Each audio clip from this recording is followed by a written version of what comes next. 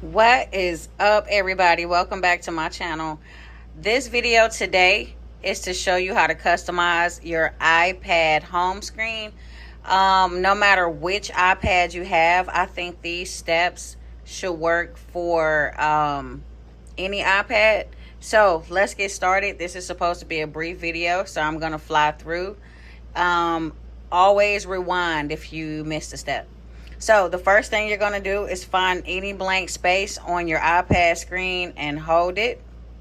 When you hold it, you'll see minus signs show up on all of your apps, but you'll also see a plus symbol at the top, which means you want to add something to your screen.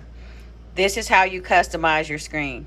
You can either delete apps, you can remove them from the home screen so that you won't see them, but they're still installed on your iPad. Or you can go and press the plus symbol and you can make a selection of what you want to see on your home screen.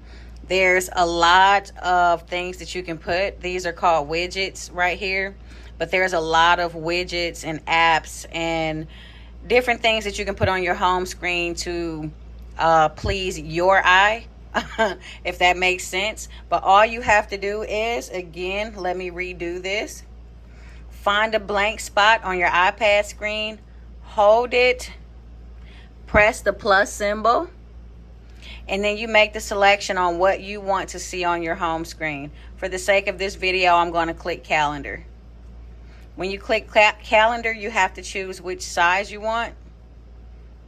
You can get a big one, you can get a little bitty one, medium.